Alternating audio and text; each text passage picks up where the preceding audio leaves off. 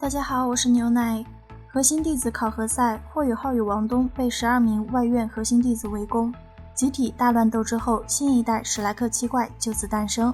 接上集，迷宫之内，霍雨浩与队友被迫分开，各自为战。随着迷宫外围的逐渐收缩，混乱的战场也逐渐朝着最中心的区域蔓延。最终19人在中心区域齐聚了。玄老说了，胜利者只有7个。霍雨浩、王东、潇潇、菜头，再加上贝贝、徐三石与江楠楠，他们刚好是7个。此时场中的所有人都很清楚，一旦让这7人成功联合，那么淘汰就距离他们不远了。这一刻，无形的默契在这12名核心弟子的心中瞬间成型，联手先将最强的清理掉。戴华斌、邪幻月、朱露很自然地组成了一组，同时还拉上了同班的乌峰和旁边近在咫尺的宁天。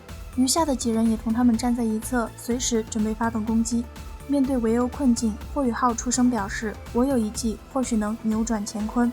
开启精神探测共享，霍雨浩同何菜头用力一招手，何师兄这边。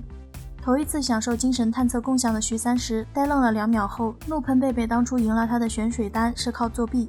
贝贝淡淡的瞥了他一眼，很是无赖的表示，反正我小师弟已经吃了，你想怎的？徐三石气结，等打完了我再跟你算账。身形猛地一动，贝贝突然朝着右侧的6名学员攻去。这6人都是3年级的学员，都拥有着2黄1紫的魂环配比，他们的确是强者，只可惜刚想施展魂技就被霍雨浩的精神冲击延缓了动作。直到贝贝已经靠得很近了，对方的2名强攻系战魂师才率先缓过劲来凝聚攻击。顶着一头红发的3环狮武魂战魂尊举着一双巨掌，就从左侧朝着贝贝拍来。同一时间，一柄长矛从右侧直刺贝贝胸口。他们显然不是第一次配合了，一前一后十分默契。贝贝见此情况丝毫不惧，一声大喝，全身无数电蛇奔涌而出，不止覆盖了前面的这2人，他们身后的其他4名魂师也无一幸免。与此同时，九凤来一消发动了群体减速。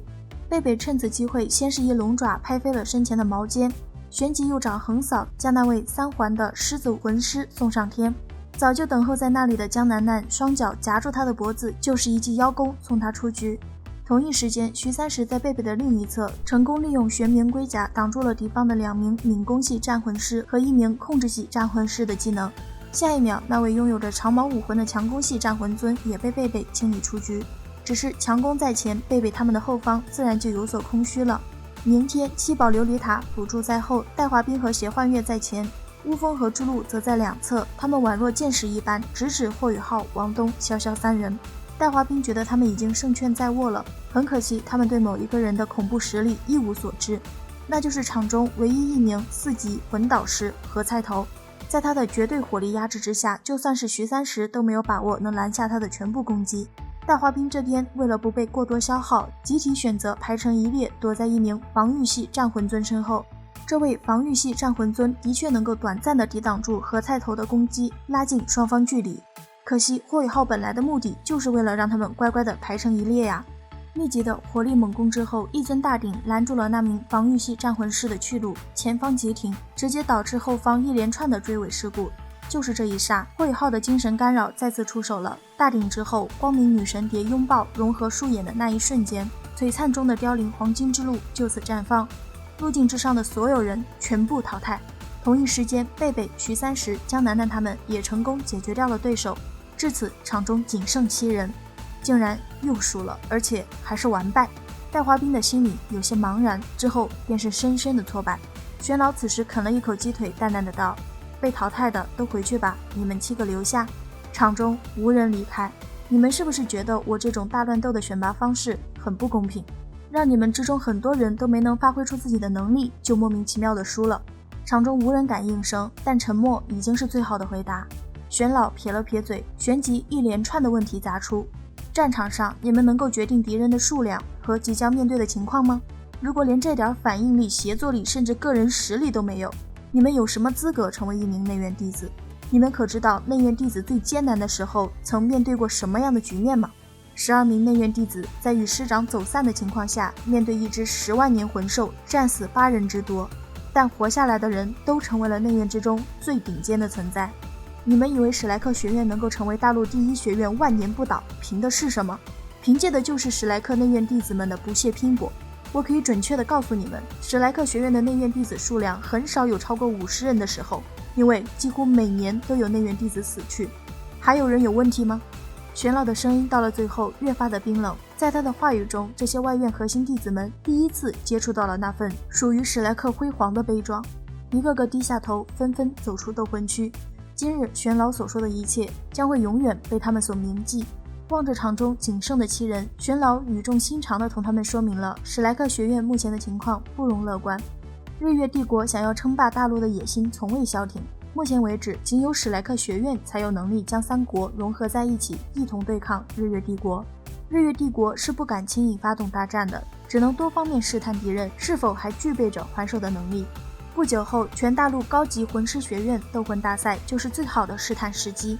徐三石一听玄老这话，马上就坐不住了。他觉得玄老这是准备让他们去参加大赛了，然而事实上还真被他给猜中了一半。他们7人这次将会作为预备队，成为上一届史莱克7怪的替补学员，一同前往参赛观战。换句话来说，从这一刻起，他们就是新一代的史莱克7怪。霍雨浩7人在得知这一消息后大喜过望，可惜成为预备队的消息目前只能保密，而且现在的他们尚且不知，接下来的1周，他们都将会有一天饱受玄老的摧残。仔细叮嘱完这些年龄尚浅的小怪物们以后，玄老单独留下了霍雨浩和王东。他们的武魂融合技虽然很惊艳，但玄老最中意的其实是他们对时机的把握。毕竟直线攻击的弊端很明显，是否有意促成对手排成一线？如果是，那又是怎么让其他人配合的呢？玄老连续甩出几个问题之后，眼睛亮晶晶地看着面前的小贝。王东直接把霍雨浩推了出去，霍雨浩也不墨迹，开启精神探测共享，就让玄老亲身体验了一把。天生的魂师统帅啊！迸发出满满的惊喜之后，玄老又满脑袋的问号，这技能是10年魂环能出的？又仔细检查了一遍霍雨浩的身体之后，玄老有些急切地问霍雨浩，灵眸武魂的2个魂技都是什么？霍雨浩老实交代之后，玄老更茫然了。疑惑半晌，他还是决定先放这2人离开，管他呢，反正已经是史莱克学院的人了。另一边，霍雨浩与王东走出斗魂区后，却发现贝贝、何菜头、潇潇、徐三石和江楠楠全部都在等着他们。7人欢笑打闹间，就将老大到老7的名次按年龄排好了。贝贝之后是菜头，然后是徐三石、江楠楠、潇潇、霍雨浩，王东则是最小的一个。徐三石笑着表示自己排行老3，不就和当年的唐三仙祖一样了吗？